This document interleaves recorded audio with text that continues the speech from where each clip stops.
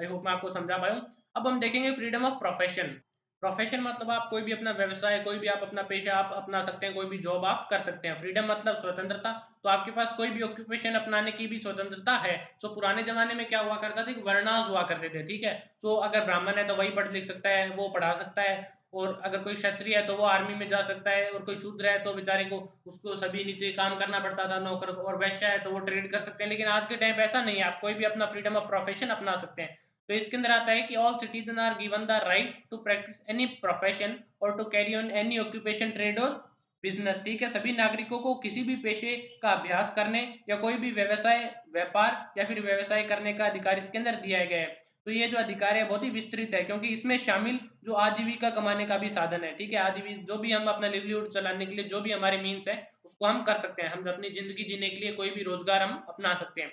तो इसके अंदर भी क्या था, state can impose reasonable restrictions. तो इसके अंदर भी होता है कि राज्य आम जनता के हित में इस अधिकार के प्रयोग पर भी उचित प्रतिबंध लगा सकती है। सभी राइट्स के अंदर आप ये लाइन पढ़ेंगे। तो इसके अलावा राज्य को ये अधिकार दिया गया है, ठीक है?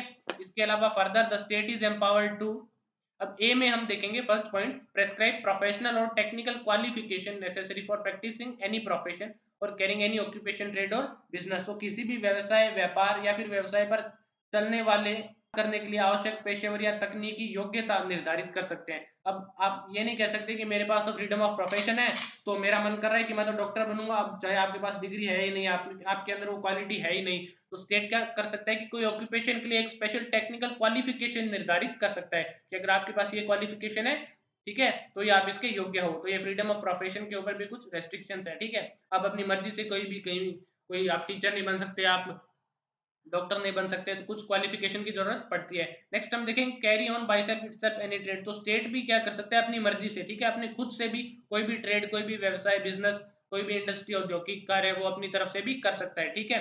और अब उसके अंदर ये भी है कि अगर स्टेट बोल दे कि आज से आयरन की इंडस्ट्री है वो सिर्फ स्टेट कंट्रोल रहेगी पूरे कंट्री के अंदर, जो आयरन का प्रोडक्शन होगा, जो उसका मेल्टिंग जो भी कुछ होगा, वो आयरन का सिर्फ स्टेट के हाथ में रहेगा। तो स्टेट अपनी मोनोपोली रख सकता है किसी भी ट्रेड, बिजनेस या फिर इंडस्ट्री के ऊपर। और स्टेट को अपनी ये जो मोनोपोली है, मोनोपोली मतलब अपनी सिर्फ डोमिनेशन, सिंगल डोमिनेशन, कि वो काम सिर्फ स्टेट ही करेगा। तो स्टेट को अपनी जो मोनोपोली है उसको जस्टिफाई करने की भी जरूरत नहीं है, उसको बताने की जरूरत नहीं है कि मैंने ऐसा क्यों किया, ठीक है? तो स्टेट के पास भी फ्रीडम ऑफ प्रोफेशन है, और स्टेट कोई भी चीज पर अपनी मोनोपोली भी रख सकता है, ठीक है?